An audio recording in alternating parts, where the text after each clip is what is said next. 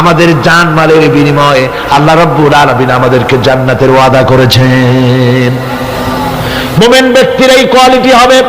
মুমিন ব্যক্তি, সে ব্যক্তি তার মনের মধ্যে এই চিন্তা হবে, কেউ আমাকে ক্ষতি করতে পারবে না, আমাকে কেউ মারতে পারবে না।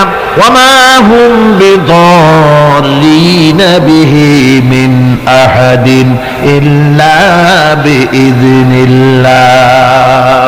আল্লাহর বিনা হুকুমে আমার এক গাছা পশমও কেউ বাঁকা করতে পারবে না। এটাই মুমিনের ঈমান হওয়া উচিত।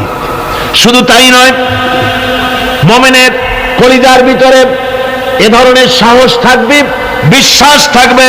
ওয়ামা কানা লিনাফসিন আন তামুতা ইল্লা বিইذনিল্লাহি কিতাবাম মুআজ্জালা। কোন প্রাণী তার নির্ধারিত সময়ের আগে কেউ তাকে মারতে পারবে না। আল্লাহ পাক যে সময় নির্ধারণ করেছেন, ওই নির্ধারিত সময়ের আগে কারো মৌত হবে না। নির্ধারিত সময়ের আগে কারো মৌত হবে না। কোরআনে কারীমে ভিন্ন জায়গায় আল্লাহ বলেন, কুল লাউ কুনতুম ফি বুয়ুতিকুম লাবারাযাল্লাযীনা কুতিবা আলাইহিমুল কাতলু ইলা মাদাজিহিম। আল্লাহ পাক বলেন, নবী বলুন, ভাগ্যে যদি নিহত হওয়া থাকে, ভাগ্যে যদি নিহত হওয়া থাকে, সে যদি তার নিজের বিছানায়ও থাকে, ওই বিছানা থেকে তাকে বেরিয়ে যেতে হবে, মৃত্যুর জায়গায় তাকে পৌঁছে যেতে হবে। কেউ রক্ষা করতে পারবে না।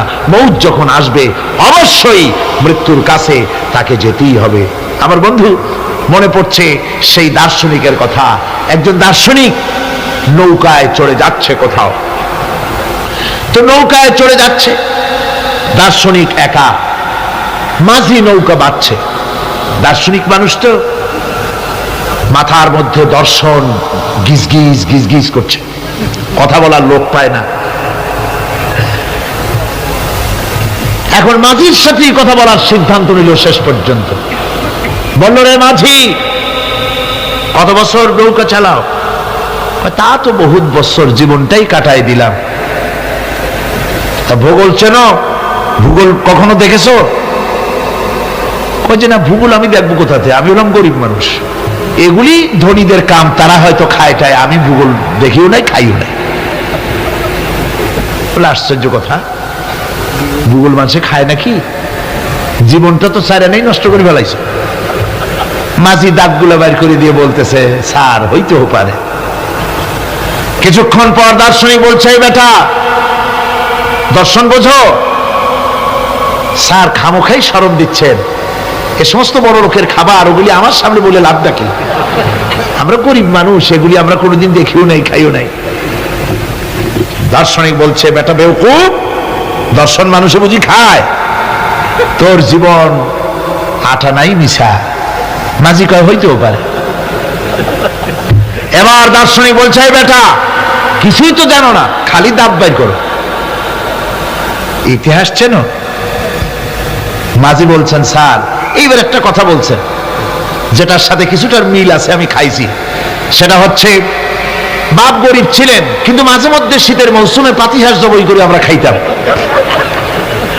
আর বিবাহের সময় শ্বশুর বাড়ির রাজহাঁস জবাই করে খাওয়াইছিল, কিন্তু ইতিহাস তো খাই নাই, ওইটা কোথায় পাওয়া যায়? দার্শনিক বলছে, বেকুব বেটা, ইতিহাস আর পাতিহাঁস বুঝি এক? তোর জীবন তো বারো নাই মিশা। মাঝি কয়, হইতেও পারে। কিছুক্ষণ পর উত্তর দিকে কালো মেঘ উঠেছে, আকাশ থমথমে ভাব, নদীর ভিতরে তুফান সৃষ্টি হয়েছে।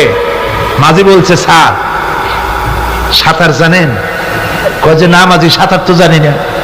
মাঝি কয়, স্যার ভূগোল, দর্শন, ইতিহাস 3 সাবজেক্টে আমার জীবন 12 আনা মিশা, এখন তো দেখি এক সাবজেক্টে 16 আনাই মিশা আপনার। আমার তো 4 আনা আছে, 12 আনা ফের 4 আনা তো আছে, ওই 4 আনা দিয়ে আমি সাতরাইয়া কেনারায় উঠে যাব, আর ইতিহাস দর্শন পাতিহাস খাইয়া ডুবে মরমিয়া। এবার দার্শনিক বলছে, আরে মাঝি, মানুষকে এরকম নৌকো ডুবে মরে নাকি? কয় মরে না, আমার বাপ এই নৌকার মাঝি ছিল, তারপরে এই নৌকা বাইতে বাইতে আমার বাপ এই নৌকার মধ্যে মরছে ডুবিয়া। আচ্ছা, তোমার দাদা? আমার দাদাও মাঝি ছিল, এই নৌকা বাইতে গিয়ে সেও মরছে। তোমার নানা? আমার নানাও এরকম নৌকা বাইরে এরকম মাঝি হয়ে মরছে। দার্শনিক কয়, তুমি তো দারুণ বেহায়া, যে নৌকায় তোমার বাপ মরলো, দাদা মরলো, সেই ব্যবসা তুমি ছাড়তে পারো নাই, তুমি তো দারুণ বেহায়া। মাঝিরও বুদ্ধি কম না। মাঝি কয় যে, স্যার আপনার বাপ জিন্দা আছেন? কয় না, মারা গেছেন। কোথায় মরছে? ঘরের মধ্যে খাটের উপরে চিত হইয়া আরামসে মারা গেছেন। আপনার দাদা? বলে তিনিও ঘরের মধ্যে বাস, ওইখানে ঘরের মধ্যেই মারা গেছেন খাটের উপরে। আপনার নানা? উনিও ঘরের মধ্যে চিত হয়ে আরামসে মারা গেছেন। মাঝি কয় যে, আপনিও তো বেশরম কম না, যে ঘরের মধ্যে আপনার দাদা মরলো, নানা মরলো, গোষ্ঠী মরলো, সেই ঘরটা তো এখন আপনি ছাড়তে পারেন নাই। এর দ্বারা মাঝি বুঝাইতে চাইল এই কথা, দার্শনিক সাহেব, মৃত্যুর জন্য সময় হলো আসল কথা। সময় যখন এসে যাবে, সে যে জায়গায় হোক, মৃত্যু তাকে ছাড়বে না। মৃত্যু যখন আসবে, জায়গায় পৌঁছতে হবে। আর সময় যখন আসবে, এক মুহূর্ত আগে পিছু করা হবে না। মউত আসার সাথে সাথে আজরাইল তার সামনে এসে যাবে, এক মুহূর্ত বাঁচতে পারবে না। সুতরাং মুমিন ব্যক্তি, তার দিলের মধ্যে মৃত্যু সম্পর্কে কোন ধরনের ওই ধরনের চিন্তা থাকবে না। পরান্ডা নিয়ে কোন রকম নিবাসী এরকমের চিন্তা থাকবে না। জীবন আল্লাহ দিয়েছেন, আল্লাহ নিবেন, সময় আসলে এক মুহূর্ত দেরি করা হবে না। সুতরাং সেই জীবনটা যিনি দিয়েছেন, তার রাস্তায় যাওয়ার জন্যই সে তৈরি থাকবে। এটা হলো মুমিনের কোয়ালিটি। আমার বন্ধুগণ, এরপরে মুমিনদের ভিতরে আরেকটা জিনিস হবে, সেটা হচ্ছে মুমিন কখনো হতাশ হবে না, নিরাশায় তার মন ভেঙে যাবে না। হতাশা মুমিনের কলিজাকে কখনো ছোট করে দিবে না, আন্দোলন থেকে তাকে বিরত রাখবে না। অন্ধকার দেখবে, চতুর্দিকে অন্ধকার মেঘাচ্ছন্ন, চতুর্দিক থেকে মেঘ জমে আসতেছে, মনে হবে যেন আর ফজর হবে না। কিন্তু একটু পরে দেখা যাবে এই মেঘের ঘনঘটা দূর হয়ে গিয়ে সকালবেলায় আকাশে আবারও সূর্য উদিত হয়েছে, ঠিক না? সুতরাং মুমিনের হতাশ হওয়ার কোনো কারণ নাই। হতাশ হয় কারণ কোরআনে কারীমের মধ্যে বলা হয়েছে, ওয়ামান ইয়াকনাতু মির রাহমাতি রাব্বিহি ইল্লা দাল্লুন। কেবলমাত্র পথভ্রষ্ট লোকেরাই, কেবলমাত্র গোমরাহ লোকেরাই তারাই নিরাশ হয়, হতাশ হয়। ঈমানদার লোক কখনো হতাশ হয় না। তার ঈমানে, তার আশায় বুক বেঁধে সাহসের সঞ্চার করে দেয়। কারণ সে তো জানে, আল্লাযী খালাকানি ফাহুয়া ইয়াহদিন। আল্লাহ আমাকে সৃষ্টি করেছেন, আমার হেদায়েত তিনি দিয়েছেন, পথ তিনি দেখিয়েছেন। আল্লাযী হুয়া ইউতঈমুনি ওয়া ইয়াসকিন। আমি যখন ক্ষুধার্ত হই, ওই আল্লাহই আমাকে খাওয়ান। আমি যখন তৃষ্ণার্ত হই, তখন আল্লাহই আমাকে পান করান। ওয়া ইযা মারিদতু ফাহুয়া ইয়াশফিন। আর যখন আমি অসুস্থ হই, ওই আল্লাহ আমাকে রোগ মুক্ত করেন। সুবহানাল্লাহ। আল্লাহ পাক বলেন, বান্দা যখন আমাকে ডাকে, আমি বান্দার একদম নিকটে, তার ঘাড়ের চাইতেও নিকটে। ওয়া নাহানু আকরাবু ইলাইহি মিন হাবিলিল ওয়ারিদ। আমি আমার বান্দার সারা যে রগের উপরে তার মাথা, এর থেকেও আমি আমার বান্দার বেশি নিকটে। সুবহানাল্লাহ পড়ে। আমি তোমার কাছে, আমার কাছে মাপ চাও, যত বড় গোনাহ হোক। ওয়াকালা রাব্বুকুম উদউনি আস্তাজিব লাকুম। তোমার প্রভু তোমাকে ডেকে বলেছে, আমাকে ডাকো, আমি মাফ করে দেব। সুবহানাল্লাহ। কত বড় কথা, আমাকে ডাকো, নিরাশ হও না, হতাশ হও না। আল্লাহর গজব বেশি না রহমত বেশি? আল্লাহর রহমত বেশি। হাদিসে কুদসির ভিতরে এসেছে, আল্লাহ পাক বলেছেন, কোন বান্দা যদি আমার দিকে এক বিগত অগ্রসর হয়, আমার রহমত তার দিকে এক হাত এগিয়ে যায়। কোন বান্দা যদি আমার দিকে হেঁটে আসে, আমার রহমত তার দিকে দৌড়ে যায়। বান্দা যখন আল্লাহর দরবারে দুহাত উঁচু করে চোখের পানি ফেলে দেয়, মুসলিম শরীফের হাদিসের ভিতরে এসেছে, গভীর রাত্রে, রাতের তৃতীয় অংশে আল্লাহ রাব্বুল আলামিন প্রথম আকাশে আসেন আর দেখে বলেন, পৃথিবীতে আছো নাকি কেউ গুনাহ করে জীবন বরবাদ করে দিয়েছো, আমার কাছে মাফ চাও। ঋণগ্রস্ত আছো, অসুস্থ আছো, অপমানিত আছো, কে আছো মাজলুম, আমাকে ডাকো, আমার কাছে বলো, আমি ডাকে সারা দেব, জীবনের আশা পূরণ করে দেব। ওই সময় যে সমস্ত লোকেরা কাঁদে তাহাজ্জুদের নামাজ পড়ে, আল্লাহ জিজ্ঞেস করেন ফেরেশতারা, অমুক অমুক দেশ অমুক অমুক বান্দারা কাঁদে কেন? ফেরেশতারা বলে, রব্বুল আলামিন তুমি তো ভালো করে জানো। আল্লাহ বলেন, জানি, তবুও তোমাদের মুখে শুনতে চাই।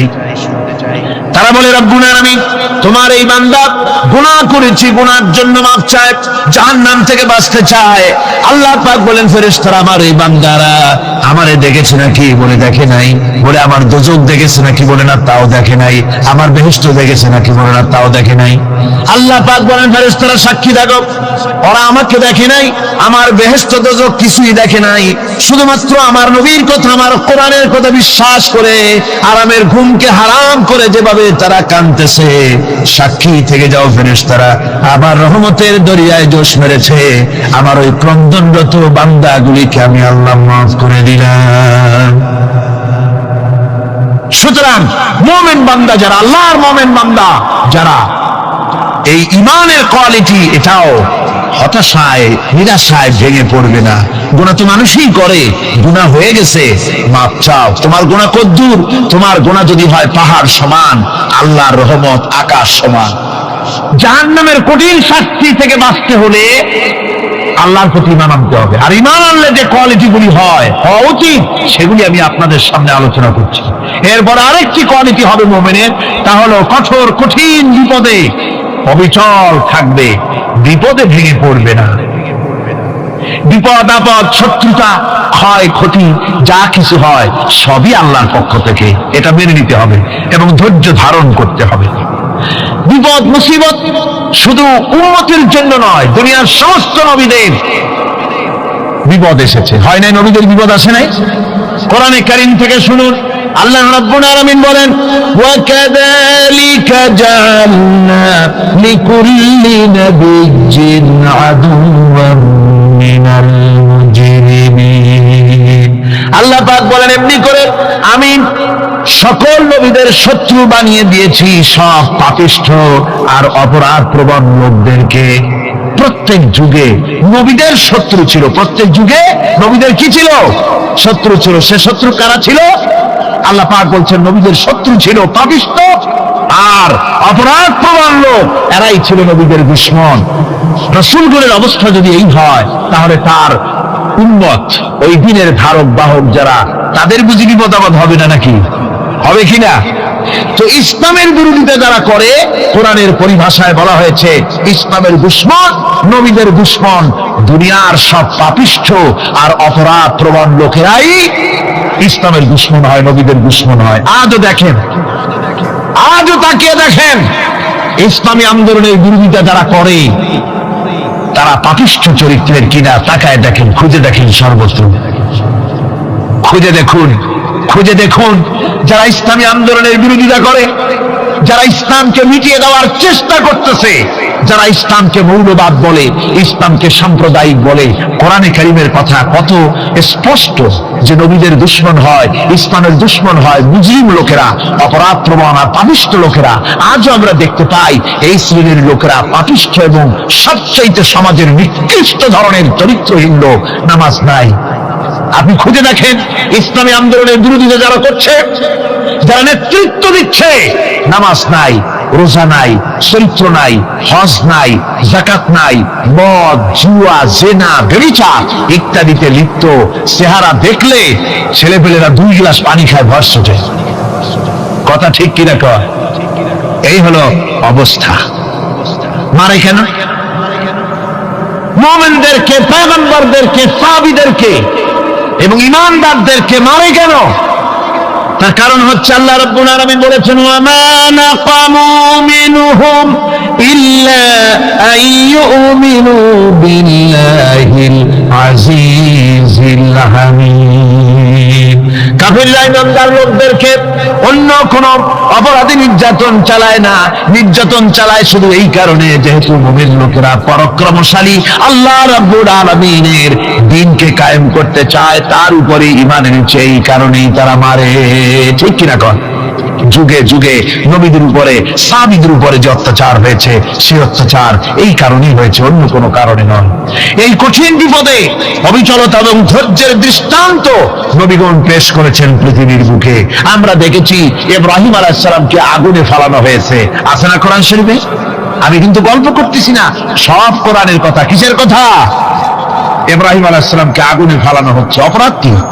অপরাধ হচ্ছে হযরত ইব্রাহিম আলাইহিস সালাম দাওয়াত দিয়েছেন লা ইলাহা ইল্লাল্লাহ। জোরে পড়েন লা ইলাহা ইল্লাল্লাহ, লা ইলাহা লা ইলাহা ইল্লাল্লাহ মুহাম্মাদুর রাসূলুল্লাহ। হযরত ইব্রাহিম আলাইহিস সালাম দ্বীনের দাওয়াত দিয়েছেন, এক আল্লাহর দাওয়াত দিয়েছেন, ঈমানের দাওয়াত দিয়েছেন। আর কোন অপরাধ ছিল না। নমরুদ সহ্য করতে পারলো না। কোরআনে কারীমের মধ্যে সব কথাগুলি আল্লাহ পাক এই জন্য বিধৃত করেছেন, এই জন্য কোরআনে কারীমের মধ্যে সব কথা উঠায় দিয়েছেন, যাতে করে মুমিনেরা বিপদ আসলে পরে যেন ঘাবড়ে না যায়। ইব্রাহিম আলাইহিস সালামকে আগুনে ফালানো হচ্ছে। ফেরেশতা বলছে, ইব্রাহিম তোমারে আগুনে ফালায় দাও হতেছে, আমার কাছে সাহায্য চাও, আমার কাছে ক্ষমতা আছে, আগুনগুলো উঠায় নমরুদের বংশ জ্বালায় দেব। হযরত ইব্রাহিম ফেরেশতার কাছে সাহায্য চাইছিলেন নাকি? তিনি বললেন, ফেরেশতা তোমার কাছে সাহায্য কেন চাইব? আমি তো এমন কোন অন্ধ আল্লাহর ইবাদত করি না যেই অন্ধ স্রষ্টা তার গোলামের দুঃখ দুর্দশা না দেখেন। আমি তোমার কাছে সাহায্য চাইব না। হযরত ইব্রাহিম আলাইহিস সালাম পাস করলেন। কি বলেন, পাস করছেন না? ঈমানের পরীক্ষায় পাস। আগুনের মধ্যে হযরত ইব্রাহিমকে যখন ফেলানো হচ্ছে, রব্বুল আলামিন আগুনের প্রতি নোটিশ করে দিলেন, ইয়া নারু কুনি বারদাও ওয়া সালামান আলা ইব্রাহিম। আগুন আমার ইব্রাহিমের জন্য শান্তিদায়ক, ঠান্ডা হয়ে যা। এখন কি আর আগুনের বাপের ক্ষমতা আছে ইব্রাহিমের পোড়ানো? আর ক্ষমতা নাই। আমার বন্ধুগণ, ইব্রাহিম আগুনের ভিতরে আরামে বসা আছেন, আর ওদিকে নমরুদ বসে বসে দেখতেছে দূর থেকে। ইব্রাহিম তো জ্বলে না, গায়ের মধ্যে আগুন জ্বলে গেল। ডাক দিয়ে কয়, আগুন তোর হলো কি? কেন জ্বালাইতে পারিস না আমার দুশমন রে? হলোটা কি তোর? তোর কি জ্বালানো শক্তি বন্ধ হয়ে গেল নাকি? আগুনের ভিতর থেকে জবাব এলো, নমরুদ রে, আমার ভিতরে জ্বালানো শক্তি আছে কি নাই যদি প্রমাণ করতে চাও, টেস্ট করতে চাও, তুই নিজে আয়, তোরে শুদ্ধ তামাম দুনিয়া জ্বালাই দিতে পারি, ইব্রাহিমের এক গাছা পশম জ্বালাই দিতে পারি না। তার কারণ হচ্ছে আমি হচ্ছি মাখলুক, আল্লাহ হচ্ছেন খালিক। আল্লাহ আমাকে বলেছেন না জ্বালাতে, তুমি 1000 বার বললেও আমি ইব্রাহিমকে জ্বালাইতে পারবো না। কোরআনে কারীমে ঘটনা বলে মুমিনদেরকে সাহস দেওয়া হচ্ছে, মুমিনেরা দ্বীনের কাজ করতে গিয়ে বিপদ আবাদ আসবে, ঈমানের দাবি হলো বিপদ আসবে, আর বিপদ আসলে ঘাবড়ায় যেও না, মুসিবতে পড়ে চিন্তায় পেরেশানে হয়রান হয়ে যেও না। বিশ্বকবি আল্লামা ইকবাল কি সুন্দর করে বলেছেন, আজ ভি হো জু ইব্রাহিম কা ইমা पैदा आग कर सकती है एक अंदाज गुलिस्तां पैदा। ইব্রাহিমের ঈমান যদি আজিও কোথাও হয় বিদ্যমান, করতে পারেন অগ্নিকুণ্ডে খুবসুরত এক গুলিস্তান। আজও যদি আগুনের ভিতরে কোন নমরুদ কোন ইব্রাহিমকে যদি ফেলে দেয়, আল্লাহ রাব্বুল আলামিন আজও আগুনকে ফুলের বাগান বানায়া দিবেন। সুবহানাল্লাহ। ভয় পাওয়ার কারণ নাই, চিন্তা করার কোনো কারণ নাই। আমার বন্ধুগণ, হযরতে হুদ আলাইহিস সালামকে যখন সমাজের লোকেরা, রাষ্ট্রের লোকেরা ঘিরে ফেলে দিল, সমাজ শক্তি, রাষ্ট্র শক্তি যখন তাকে ঘিরে ফেলে দিল, ষড়যন্ত্রের পাহাড় তুলে দিল, তারে মেরে ফেলে দিবে, হযরত হুদ দেশ থেকে তার পালায় গেলেন না, ভয় পেলেন না। হযরতে হুদ আলাইহিস সালাম বললেন, কোরআনে কারীমে হযরত হুদের কথা কোট করা হলো, ফাকিদুনি জামিআন সুম্মা লা তুযিরুন। সম্মিলিতভাবে ষড়যন্ত্র করো আমার বিরুদ্ধে, সবাই মিলে ষড়যন্ত্র করো, সুম্মা লা তুনজিরুন, আর আমাকে এতটুকু অবকাশ তোমরা দিও না।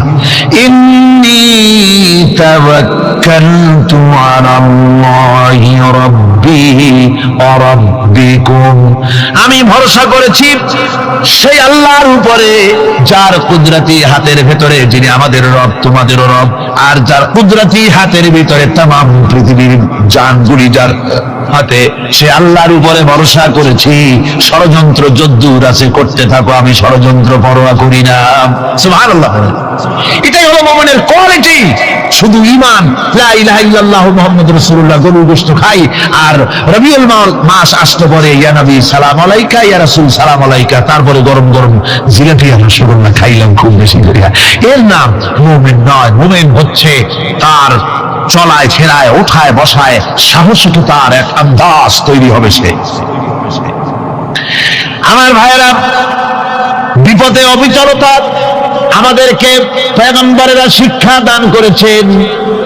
আমরা দেখতে পেয়েছি বিশ্বনবী জনাবে মুহাম্মদুর রাসূলুল্লাহ সাল্লাল্লাহু আলাইহি ওয়াসাল্লাম হিজরতের রাত, কাফেররা চতুর্দিকে দাঁড়ানো, হযরত জিবরাইল এসে বলেন, ইয়া রাসূলুল্লাহ, হে কাফেররা চতুর্দিকে ঘিরে দাঁড়িয়েছে, গভীর রাত, এখন হাতে তাদের তরবারি, সকাল হলে পরেই তারা আপনাকে মেরে ফেলে দেবে, তাড়াতাড়ি ওঠেন, মদিনার দিকে চলে যান। আল্লাহ নবী ঘুমের থেকে জেগে হযরত আলীকে ডেকে বলেন, আলী, আল্লাহ অর্ডার করেছেন আমি মদিনায় চললাম, আমার বিছানার পরে আমার চাদর গায়ে দিয়ে শুয়ে থাকো। হযরত আলী বলেন, আল্লাহর হাবিব, আপনার চাদর গায়ে দিয়ে ঘুমিয়ে থাকবো, সকালবেলায় কাফির বেঈমানেরা আপনার বিছানার পরে আপনার চাদর গায়ে দেওয়া অবস্থায় আমি আলীকে তারা মুহাম্মদ মনে করবে, আর আমি আলীকে নবী মনে করে তারা তাদের তরবারি দিয়া কেটে কেটে টুকরা টুকরা করে আবার বিদায় করে দেবে দুনিয়া থেকে। এতটুকু পরোয়া করি না, বরং আমার দিলের মধ্যে এটাই তৃপ্তি থাকবে যে আমি আলীর জীবনের বিনিময় আল্লাহর হাবিব দুনিয়ায় বেঁচে আছেন।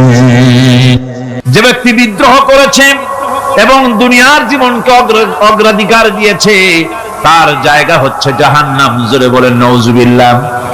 যে ব্যক্তি আল্লাহর সঙ্গে বিদ্রোহ করেছে আর পরকালের জন্য পাথর জোগাড় করে নাই, দুনিয়াকে অগ্রাধিকার দিল, পরকালকে ভুলে গেল, তার জায়গা হলো জাহান্নাম। وَأَمَّا مَنْ خَافَ مَقَامَ رَبِّهِ وَنَهَى النَّفْسَ عَنِ الْهَوَى فَإِنَّ الْجَنَّةَ هِيَ الْمَأْوَى। আর যে ব্যক্তি আপন প্রভুর সামনে উপস্থিত হওয়াকে ভয় করেছে এবং আপন প্রবৃত্তিকে লালসা মুক্ত করেছে, লালসার হাত থেকে রক্ষা করেছে, আল্লাহ রাব্বুল আলামিন কিয়ামতের দিন তার জন্য রেখে দিয়েছেন জান্নাত। তার জন্য কোন জায়গা? জান্নাত। আমাদেরকে পরকাল ভিত্তিক জীবন যাপন যদি করি, তাহলে কবরের জবাবগুলি খুব আসান হবে। আর যদি পরকাল ভিত্তিক জীবন যাপন না হয়, কবরটা মুসিবত হয়ে যাবে। হযরত ওসমান রাদিয়াল্লাহু তাআলা আনহু কবরের কাছে গিয়ে খুব কাঁদতেন। সাহাবায়ে কেরাম প্রশ্ন করেছেন, হুজুর, রাসূল করিম সাল্লাল্লাহু আলাইহি ওয়াসাল্লাম যখন জান্নাত ও জাহান্নামের ওয়াজ করেন, তখনও তো এত বেশি আপনি কাঁদেন না, যত বেশি কাঁদেন কবরের কাছে এসে, কারণ কি? হযরত ওসমান রাদিয়াল্লাহু তাআলা আনহু বলতেন, আমার সাথীরা, আমি আমার হাবিবের কাছে, আল্লাহ রাব্বুল আলামিনের রাসূলের কাছে আমি শুনেছি এই কবরটাই হলো প্রথম স্টেশন, এই কবরটাই হলো প্রথম ইমিগ্রেশন কাউন্টার। এই জায়গায় যদি কেউ ধরা পড়ে যায়, কারো যদি চার্জশিট হয়ে যায়, সব জায়গায় ধরা পড়ে যাবে, হাসরে মিজানে সিরাতে কোনো জায়গায় নাজাত পাবে না। আর এই কবরটা যদি কেউ মুক্তি পেয়ে যায়, মিজান সিরাত হাসর সব জায়গা থেকে আল্লাহ তারে ভালোভাবে পার করে দিবেন। এটা হলো আসল জায়গা, মারাত্মক জায়গা, খুব মারাত্মক জায়গা। আমি এটাকে ইমিগ্রেশন কাউন্টার বলেছি আমার ভাষায়। ইমিগ্রেশন কাউন্টার যারা বিদেশ ভ্রমণ করেছেন তারা জানেন। লন্ডন যাবেন, আমেরিকা যাবেন, সৌদি আরব যাবেন, যে কোনো বিদেশে যাবেন, গেলেই পাসপোর্ট তারা দেখবে। পাসপোর্টে আপনার ন্যাশনালিটি কোনটা সেটাই তারা জানতে চাইবে। আপনি কোন দল করেন এটা তারা জানতে চাইবে না। আপনি কোন ভাষায় কথা বলেন তাও তাদের জানার দরকার নেই। প্রথমেই তারা আপনার ন্যাশনালিটি দেখবে, আপনার আইডেন্টিটি কি তারা জানতে চাইবে। তারপরে যদি স্যাটিসফ্যাক্টরি হয় আপনাকে ভিসা দিয়ে ভেতরে ঢোকবার ব্যবস্থা করে দেবে। আর যদি তারা স্যাটিসফাইড না হয় তাহলে আপনাকে মেহমানখানায় ঢুকানো হবে গ্রেফতার করে। কবর হচ্ছে এ ধরনের একটি ইমিগ্রেশন কাউন্টার। কবরের ভিতরে মানুষ যখনই রাখা হবে সঙ্গে সঙ্গে দুজন ফেরেশতা আসবে।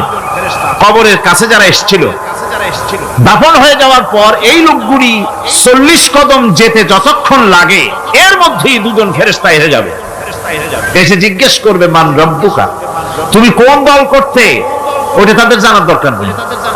চাকরি কিসে করতেন ওটা জানার দরকার নেই। ব্যবসা করতেন না চাকরি করতেন প্রয়োজন নেই। প্রথমেই জিজ্ঞাসা করা হবে ন্যাশনালিটি, প্রথমেই জিজ্ঞাসা করা হবে তার ন্যাশনালিটি সম্পর্কে, তার আইডেন্টিটিটা কি, এবং সেটাকে সত্যায়িত করার জন্য বোঝার জন্য 3টি প্রশ্ন। প্রথম প্রশ্ন মান রব্বুকা ওয়া মা দীনুকা ওয়া মান নাবিয়্যুকা, তোমার রব কে, তোমার দ্বীন কি, তোমার নবী কে। যদি এই ব্যক্তি বেঈমান হয়, মুনাফিক হয়, সে বলবে হায় হাতা লা আদরি, হায় হাতা লা আদরি, জানি না আমার রবকে, আমি জানি না। তোমার দিন কি, দিন কারে কয় বুঝি না। এরপরে আল্লাহর নবী জনাবে মুহাম্মদ রাসূলুল্লাহ সাল্লাল্লাহু আলাইহি ওয়াসাল্লাম কে দেখানো হবে, বলা হবে মা কুনতা তাকুলু ফি হাদার রাজুল, এই ব্যক্তি সম্পর্কে তোমার ধারণা কি নিকে, বলবে আমি চিনি না। নাউযুবিল্লাহ। বাস এরপরে তার যা হবার তাই শুরু হয়ে যাবে। আর যদি বান্দাটা মুমিন হয়, প্রশ্ন করা হবে মান রব্বুকা, জবাব দেবে রব্বি আল্লাহ, আমার রব আল্লাহ রাব্বুল আলামিন। ওয়া মা দীনুকা, দীনুনা ইসলাম, আমার দিন হচ্ছে ইসলাম। এরপরে আল্লাহর নবীকে দেখানো হবে।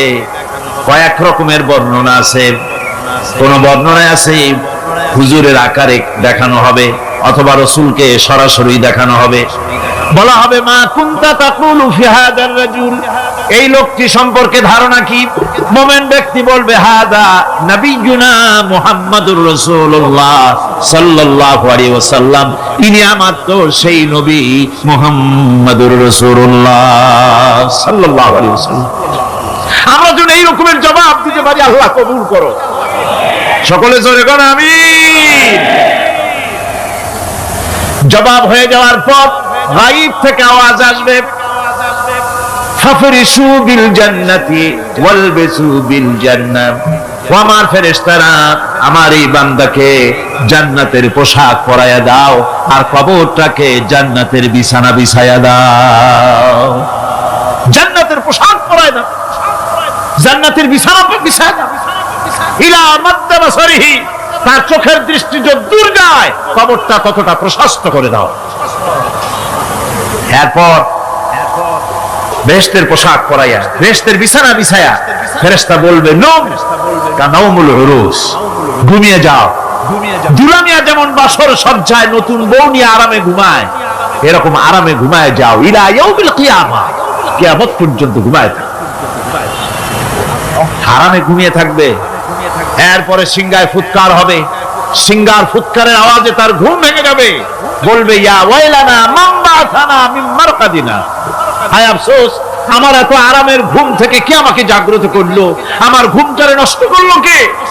আওয়াজ আসবে হাযা মা ওয়াদার রহমান ওয়া সাদাকাল মুরসালুন, এটা হচ্ছে রহমানের সেই ওয়াদা আর মুরসালিনরা নবীরা সত্য কথাই বলেছিলেন, সেই কিয়ামত অনুষ্ঠিত হচ্ছে।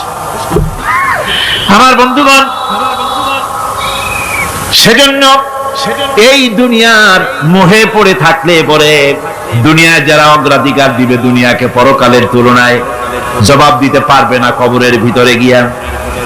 আর যারা পরকালকে অগ্রাধিকার দিবে দুনিয়ার চাইতে পরকালকে বেশি অগ্রাধিকার দেবে আর আল্লাহর ভয় কলিজার ভিতরে রাখবে, কবরের জবাব সঠিকভাবে দিতে পারবে। কিয়ামতের দিন আল্লাহ রাব্বুল আলামিন তাদের জন্য জান্নাত দান করবেন। জোরে বলেন আমিন। দুনিয়াটা হচ্ছে দুনিয়া যেখানে আমরা আছি। আমি আগেই বলেছি দুনিয়া হচ্ছে আদনা শব্দ থেকে এর উৎপত্তি হয়েছে। তুচ্ছ, নিকৃষ্ট, এটার দাম নাই, এটার মূল্য নাই।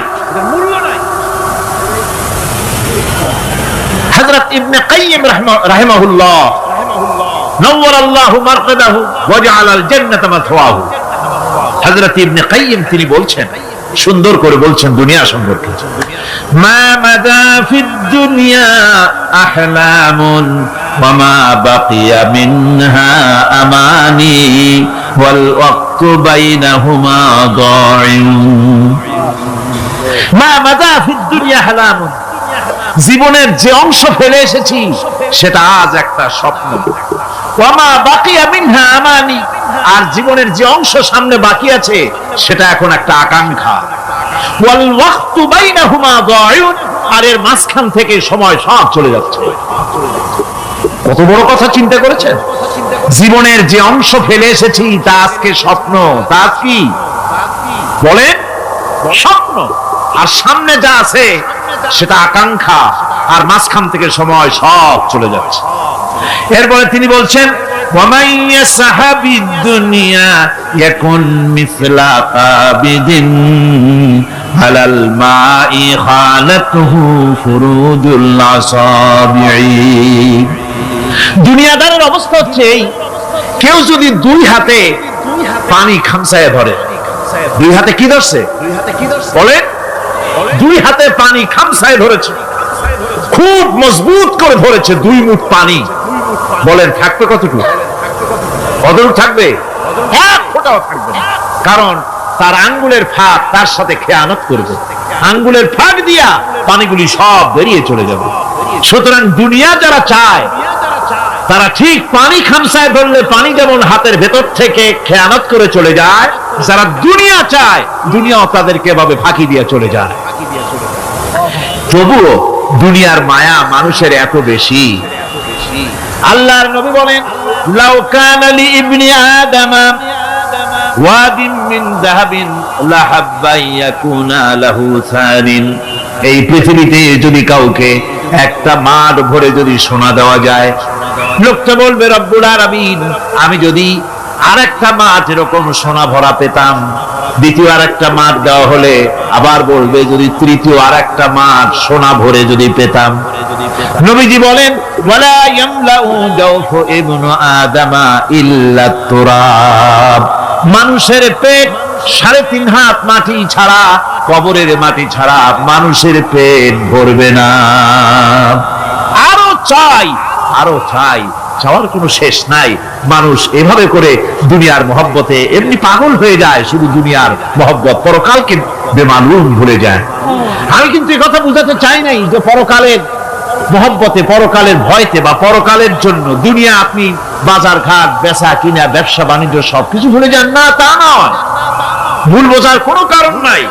পরকালকে অগ্রাধিকার দিতে হবে, মানে দুনিয়াটা চিরস্থায়ী জায়গা নয়। চিরস্থায়ী হচ্ছে কোনটা? আখিরাত। চিল্লা এখন কোনটা?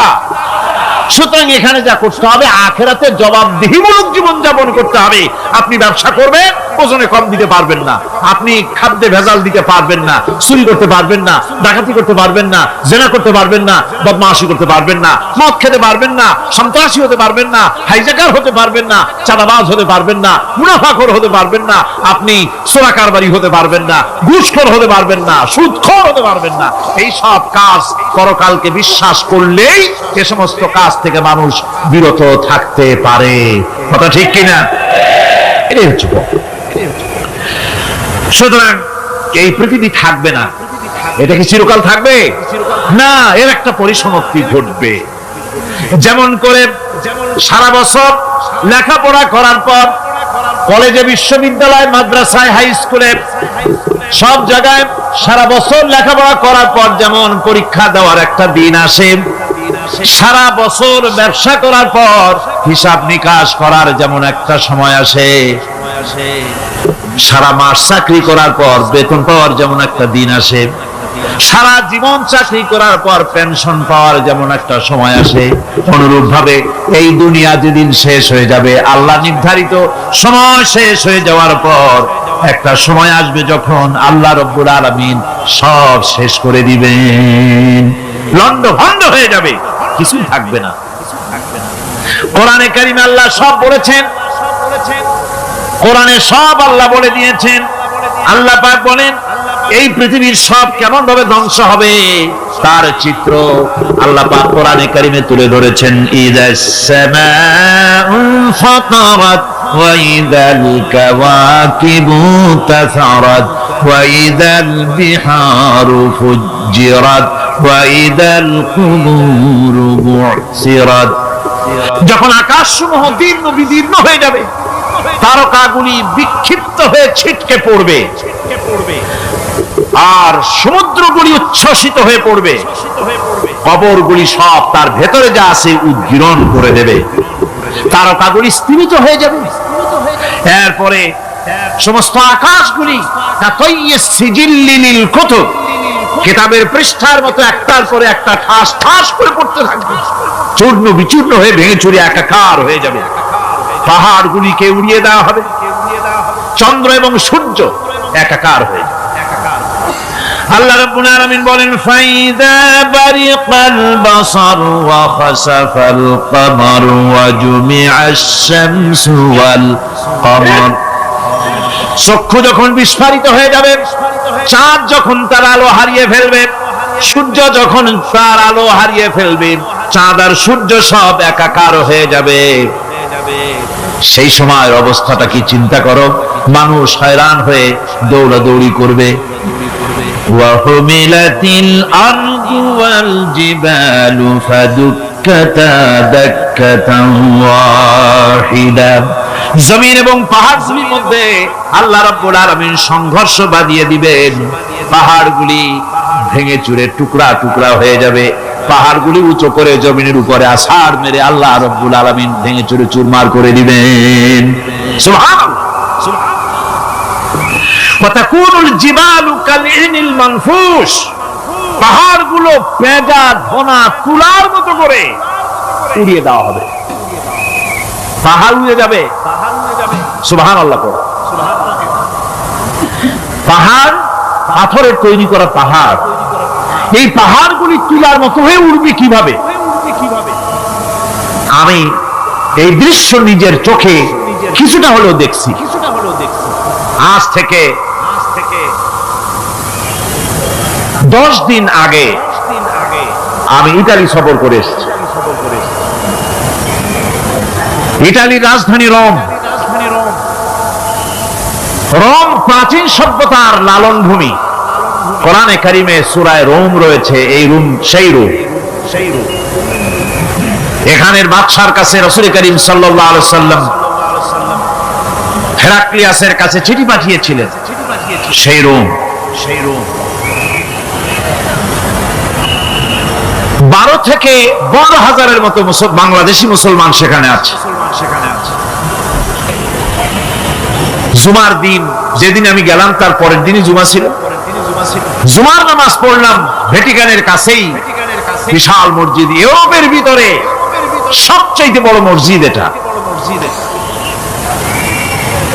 রোম ইসলামের দুশমনদের রাজধানী।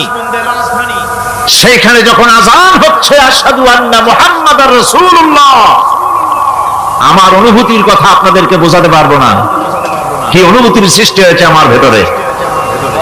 ভ্যাটিকানের পোপ এক পাশে, কিছু দূরেই ভ্যাটিকান। ওটা হচ্ছে গোটা পৃথিবীর সমস্ত খ্রিস্টানদের কাবা, ভ্যাটিকান। তার পাশেই বিশাল মসজিদ, সেখানে নামাজ পড়লাম।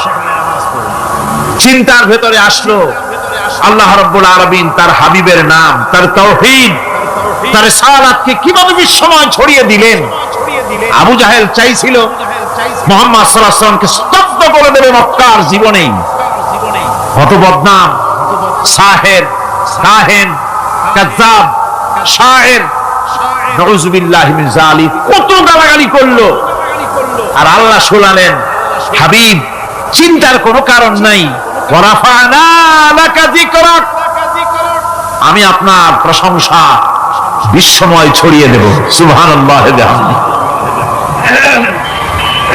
রম প্রোগ্রাম শেষ করে আমাকে তারা নিয়ে গেল, যেটা আমি বলছি সফর কাহিনী শোনাবার সময়টা না, যেহেতু এর সঙ্গে প্রাসঙ্গিক সেজন্য বলছি। পাহাড় কেমনে তুলার মতো হয়ে উঠবে তার নজির দেখেছি। রোম শহর থেকে 300 মাইল দূরে, 300 কিলোমিটার দূরে নেপোলিয়ান বোনাপার্ট তার বাড়ি, এবং ওটা তার নামে একটা প্রভিন্স। ভূমধ্য সাগরের পারে ভিসুভিয়াস, পৃথিবীর সবচাইতে বড় আগ্নেয়গিরি। সেটা দেখাতে নিয়ে যাওয়া হলো আমাকে, যে পাহাড়টা পৃথিবীর মাটি থেকে তার চূড়া হচ্ছে 3 মাইল উঁচু। এর 2 মাইল গাড়িতে করে ঘুরে ঘুরে যাওয়া যায়, এরপর আর গাড়িতে যাওয়া যায় না, বাকিটুকুন যেতে হবে হেঁটে হেঁটে। পাহাড়ের উপরে অক্সিজেন কম, বেশ কষ্ট হচ্ছিল উঠতে। জীবনে প্রথম পাহাড়ে চড়েছি জাবালে নূর, রাসূল করিম সাল্লাল্লাহু আলাইহি সাল্লামের উপরে যেখানে ওহী হয়েছিল সর্বপ্রথম। পাহাড় চড়ার একটা অভিজ্ঞতা ওখান থেকে আমার কিছুটা হয়েছিল। খুব কষ্ট হলো বাকি 1 মাইল উঠতে। যখন ভিসুভিয়াসের একদম শীর্ষে চলে গেছি, সেখানে গিয়ে আমার সাথে 15-20 জন লোক ছিল। আমি নিজে আল্লাহু আকবার বলে আমার গলা থেকে আওয়াজ বেরিয়ে গেল। আমি দেখতে পেলাম ভিসুভিয়াসের শীর্ষে বিশাল গর্ত। আমার মনে হয় গর্তটা এই মাঠের 1/4 হবে। এই মাঠের 1/4 হবে গর্তটা। সেই গর্তটার গভীরতা হচ্ছে 1.5 কিলোমিটার। এইখান থেকে পাথরগুলি উত্থিত হয়েছে, আগ্নেয়গিরি পাথর আগুনে গলে লাভা হয়ে এগুলি পাহাড় বেয়ে উপচে পড়েছে, চতুর্দিকে 12 মাইল ছড়িয়ে গিয়েছে। আমার মনে পড়লো ওয়াকুদুহান নাস ওয়াল হিজারা, জাহান্নামের আগুনের ইন্ধন হবে মানুষ আর পাথর। আমি সেখানে সেজদায় পড়ে গিয়ে কান্নাম আর বললাম, আল্লাহ জাহান্নামের আগুন হারাম করে দিও আমাদের জন্য। পাথর কিভাবে গললো, গলে পাথরগুলি গলে পুড়ে চতুর্দিকে পড়েছে আর ছিটকেছে, চতুর্দিকে ছিটকে পড়েছে। সেই পাথরগুলি ছিটকে ছিটকে যেগুলি পুড়ে পড়েছে সেগুলিকে দূরে সাদা রঙের বলে মনে হয়, কোনোটা সাদা কোনোটা কালো, মনে হয় যেন তুলার মতো হয়ে পড়ে আছে চতুর্দিকে। 1944 সনে তৃতীয়বারের মতো ভিসুভিয়াস অগ্নিগিরি যে অগ্নি উৎপাত করে, তাতে আশেপাশের 12 মাইল এলাকা এফেক্টেড হয়ে যায়। পাথরগুলি গলে এভাবে বিধ্বস্ত করে দিয়েছে। এখান থেকে এখানে জোহরের নামাজ, আসরের নামাজ আমরা পড়লাম, আল্লাহর কাছে খুব দোয়া করলাম। এখনো ধোঁয়া উঠতেছে, এখনো পাহাড়ের ফাটল দিয়ে ধোঁয়া উঠছে। একজন হাত দিয়ে আমাকে বলল যে খুব গরম লাগে ধোঁয়াগুলি। ওখানকার লোকেরা বলল যে ভেতরে এখনো আগুন আছে, তবে সুপ্ত, যে কোনো মুহূর্তে আবার তা জাগ্রত হতে পারে। আমরা সেখান থেকে নেমে এলাম। একটু কিছু দূর গিয়েই সেখানে হলো পম্পেই শহর। এই পম্পেই শহরটা হচ্ছে ঈসা আলাইহিস সালামের জন্মের 2000 বছর আগে এই শহর তৈরি হয়। ঈসা আলাইহিস সালামের জন্মের 179 বছর পর ভূমিকম্প হয়। সেই ভূমিকম্পে গোটা পম্পেই শহরটা পৃথিবীর মানুষের চোখের আড়াল হয়ে যায়, ধ্বংস হয়ে যায়, মাটির তলায় গরক হয়ে যায়। আজ থেকে 200 বছর আগে মাটি খনন করতে গিয়ে এই শহর আবিষ্কৃত হয়। পুরা শহরটা খুঁড়ে তারা বের করেছে 180 হেক্টর জমিনের উপরে এই বিশাল শহর। ঘুরে ঘুরে দেখলাম, গাড়ি চলে না সেখানে, পায়ে হেঁটে দেখতে হলো। প্রশস্ত রাস্তা, আজ থেকে 4000 বছর আগের মানুষেরা রাস্তা বানাতে জানতো পাথর দিয়ে, এবং রাস্তার দুধারে তাদের ছিল ফুটপাত, পানির ব্যবস্থা, নগরায়নের সব রকমের সুযোগ সুবিধা। তারপরে সেখানে বিচারালয়, এরপরে দোকানপাট, বাজার ঘাট, সবকিছুর ব্যবস্থা রয়েছে। বিশাল বিশাল পাথরগুলি দিয়ে পিলার তৈরি করা। ভাবলাম এই পিলারগুলি, এই পাথরগুলি তারা কিভাবে ক্রেন ছাড়া এত উপরে উঠালো কি করে, আমার মাথায় আসলো না। পাথর কেটে কেটে সুন্দর সুন্দর অঙ্কন শিল্প তারা করেছে। এরপরে ঘুরতে ঘুরতে বাদশার রাজার বাড়িতে গিয়ে ঢুকলাম, সেখানে গিয়ে দেখলাম উলঙ্গ এত মূর্তি পাথরের তৈরি করা, পাথর কেটে কেটে দেওয়ালে যৌন মিলনের এমন কোন অশ্লীল ছবি নাই যা তারা সেখানে তৈরি করে নাই। উলঙ্গ মূর্তি আর উলঙ্গ যৌন মিলনের অসংখ্য ছবি দিয়ে এই এলাকা ভরা। তখন আমি বুঝলাম আল্লাহর গজব হওয়ার কারণটা কি, এই শহরটা মাটির নিচে হরপ হয়ে যাওয়ার কারণটা কি। আল্লাহ পাক জেনা ব্যভিচার যে দেশে বেশি হয় আল্লাহ পাক বরদাস্ত করেন। দুশ্চরিত্র যে দেশের মানুষ দুশ্চরিত্র হয়ে যায়, জেনা ব্যভিচার বেশি হতে থাকে, আল্লাহ হরপ করে দেন, গজব দেন। এই গজব এক এক সময় এক এক রকমের হয়ে আসে। কখনো মাটির নিচে দাবায় দেয়, কখনো মহামারী, কোন দেশে কলেরা, কোন দেশে জলোচ্ছ্বাস, কোথাও ভূমিকম্প, আর সর্বশেষ এই জেনা ব্যভিচারের জন্য আল্লাহ পাকের চূড়ান্ত এই যৌনতার অশ্লীলতার জন্য চূড়ান্ত গজব বর্তমান বিশ্বের জন্য এইডস। আল্লাহ পাক এই গজব দিয়েছে। বন্ধুগণ, আমি সেই জায়গা, আমি সেখানে যা দেখলাম যে আল্লাহ পাক পাহাড়গুলিকে কিভাবে উড়াবেন এটা অস্বীকার করার কোন উপায় নাই, বিশ্বাস তো করতামই। তবে হযরত ইব্রাহিম আলাইহিস সালাম যেমন বলেছিলেন, রব্বি আরিনি কাইফা তুহিল মাউতা, আয় আল্লাহ তুমি মরাকে জিন্দা করবা কেমনে? আল্লাহ পাক বলেন আওয়ালাম তুমিন, তুমি বিশ্বাস করো না? ইব্রাহিম আলাইহিস সালাম বললেন বালা, অবশ্যই বিশ্বাস করি, ওয়ালাকিন লিয়াতমাইন্না কলবি, যদি চোখে দেখতাম তাহলে আমার অন্তরাত্মা খুব ঠান্ডা হতো। আল্লাহ রাব্বুল আলামিন চোখে দেখায় দিলেন জিন্দা কেমনে মুর্দা হবে, মুর্দা কেমনে জিন্দা হবে, আল্লাহ দেখায় দিলেন। পাহাড় উড়ায় দিবেন আল্লাহ রাব্বুল আলামিন। একথা কলিজার মধ্যে তার উপর ঈমান বিশ্বাস, কিন্তু আল্লাহ চোখে দেখাইছেন, ঈমান আরো মজবুত হয়েছে, যা ছিল আরো মজবুত হয়েছে। সুবহানাল্লাহ। আল্লাহর ভয়তে কলিজা কেঁপেছে। আমি পাহাড়ের উপরে কেঁদেছি, যার যার হয়ে কেঁদেছি। বন্ধুগণ, আল্লাহ সুবহানাহু ওয়া তাআলা এই জন্য বলেছেন কুল সিরু ফিল আরদ, আমার জমিন ঘোরো, ভালো করে দেখো, কাইফা কানা আকিবাতুল মুকাজ্জিবিন, মহাসত্যকে যারা অস্বীকার করেছে তাদের পরিণতি আমি কি করে দিয়েছি, এগুলি চোখে ভালো করে তাকায় দেখো। আমার বন্ধুগণ, সুতরাং এই পৃথিবীর অবসান হবে, এই পৃথিবী ধ্বংস হবে, এই পৃথিবী চূড়ান্ত ভাবে শেষ হয়ে যাবে। হ্যাঁ, আরেকটি কথা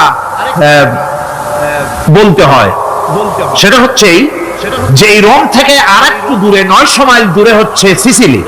900 মাইল দূরে, সেখানে এই সিসিলি মুসলমানেরা শাসন করেছিল 350 বছর।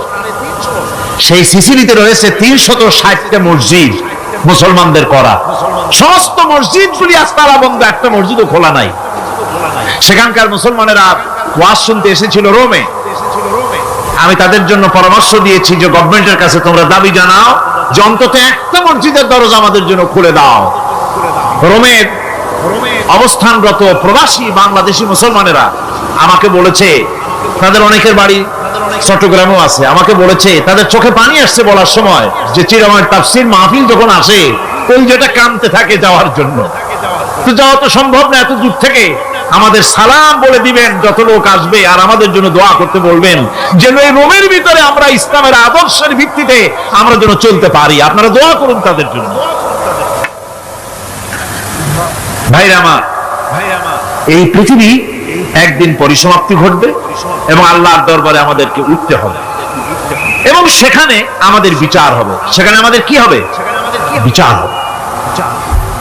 আল্লাহ পাক বিচারটাকে নির্ভুল করার জন্য, সঠিক করার জন্য প্রত্যেকের গলায় আমলনামা ঝুলায় রাখছে, এখানে রেকর্ডের ব্যবস্থা করা হয়েছে। আল্লাহ পাক বলছেন ওয়া কুল্লা ইনসানিন আলজামনাহু তাইরাহু ফি উনুকিহি ওয়া নুখরিজু লাহু ইয়াওমাল কিয়ামাতি কিতাবান ইয়ালকাহু মানশুরা। আল্লাহ পাক বলেন প্রত্যেকের ভালো মন্দ কর্মফল, কর্মলিপি আমি তার গলায় ঝুলায় রেখেছি। কিয়ামতের দিন সে নিজের কাছে স্পষ্ট সব দেখতে পারবে, কোনো জিনিস বাদ পড়বে না। তার গলায় তার আমলনামা ঝুলানো আছে, সব রেকর্ড হতেছে। আমরা যা করছি সবগুলি রেকর্ড হয়ে যাচ্ছে। বর্তমান বিজ্ঞানীরা আবিষ্কার করেছে যে মানুষের শরীরের ভিতরে ডিএনএ আছে, রক্তের ভিতরে ডিএনএ, এটা একটা কোড। মানুষের রক্তের ভিতরে ডিএনএ আছে। যেমন তার ব্রেনের ভিতরে কতগুলি কোষ আছে, এক একটা কোষ এক এক ধরনের কাজ করে, অনুরূপ ভাবে তার শরীরের ভিতরে রক্তের ভিতরে ডিএনএ আছে। এই ডিএনএটা কি? এই ডিএনএটা হচ্ছে, এই ডিএনএ একটা কম্পিউটারের মতো কাজ করতেছে। লোকটা কি করবে, কোথায় যাবে, সে ভালো হবে মন্দ হবে কি হবে, সব তার ডিএনএ এর মধ্যে রেকর্ডকৃত আছে। এটা বোঝার জন্য একটা সুন্দর দৃষ্টান্ত দেওয়া যায়। যেমন এই কাগজটাকে আপনারা মনে করুন একটা গাড়ির ব্লু প্ল্যান, একটা ব্লুপ্রিন্ট, একটা গাড়ির ব্লুপ্রিন্ট। এখানে লেখা আছে গাড়ি কিভাবে তৈরি হবে। এই কাগজটা নিয়ে ঘরের মধ্যে রেখে দিলেন। এখন এই কাগজটা থেকেই অটোমেটিক গাড়ির উইন্ডো তৈরি হলো, শিল তৈরি হলো, গাড়ির বডি তৈরি হলো, চেসিস তৈরি হলো, টায়ার তৈরি হলো, ইঞ্জিন তৈরি হলো, ব্যাটারি তৈরি হলো, পেট্রোল নিল, আর কোন রকমের ড্রাইভার ছাড়াই গাড়ি চলতে আরম্ভ করলো। এই কথাটা যদি মনের মাথার মধ্যে আনতে পারেন যে এটা কিভাবে হইতে পারে, এতে লেখা অনুযায়ী যেভাবে হওয়া যদি সম্ভব হয়, অনুরূপ ভাবে মানুষের রক্তের ভিতরে ডিএনএ এর আবিষ্কার করেছে। এর ভিতরে মানুষের ভালো মন্দ, কোথায় যাবে কি করবে, সবকিছুর মধ্যে রয়েছে। কোরআন কারীমে আল্লাহ রাব্বুল আলামিন, আমি গত বছর বলছিলাম যে বিজ্ঞানের আবিষ্কার যত বাড়বে কোরআন বোঝা মানুষের জন্য তত সহজ হবে। কোন সুবহানাল্লাহ। কোরআন বোঝা মানুষের জন্য তত সহজ হবে। সুতরাং মানুষের গলার সাথে আল্লাহ পাক বলছেন যে একটা আমলনামা আমি ঝুলাই দিয়েছি তার গলার সাথে, সে যা করতেছে ওখানে সব লিপিবদ্ধ হচ্ছে, কম্পিউটারাইজড, কম্পিউটারের মতো এগুলি সব গ্রহণ করতেছে। এগুলি কিয়ামতের দিন তার সামনে হাজির করা হবে। কিয়ামতে যখন আমলনামা তার সামনে দিয়ে বলা হবে, ইকরা কিতাবাকা কাফা বিনাফসিকাল ইয়াওমা আলাইকা হাসিবা, তাকে বলা হবে নিজের কর্মলিপি নিজেই পড়ো, আজ তুমি তোমার নিজের হিসাব নিতে যথেষ্ট। বন্ধুগণ, এই মাহফিলে যত লোক আমরা বসে আছি, আমরা আমাদের হিসাব নিতে যথেষ্ট না আরেকজন লাগবে? কোন আমরা যথেষ্ট কিনা? কথা বোঝেন নাই। আমি বলতে চেয়েছি এটা, আমরা যদি এখন চোখ বুঝে চিন্তা করি যে পিছনের জীবনে কি করেছি, মনে পড়বে নাকি পড়বে না? বলেন সবাই, পড়বে কি পড়বে না? ছোটবেলায় কবে পায়ের নিচে কাঁটা ফুটেছিল, কবে কোথায় আছাড় খেয়েছিলেন, কবে কার বেল তাল আম কাঁচা আম চুরি করে খেতে গিয়ে কিল খেয়েছিলেন, তারা খেয়েছিলেন, তাকে এখন মনে নাই? আছে। তাহলে কিল, ওই তাল বেল চুরি করতে গিয়ে যে কিলটা খাইছিলেন সেটাও মনে আছে, ভালো মন্দ সব মনে আছে। তাহলে কোন হোটেলের রুমে কি করছিলেন, কোন স্কুলে কোন কলেজে কি করছিলেন, তারপরে জীবনে ছোট বড় ঘটনাগুলি সব বুঝতে মনে পড়বে না?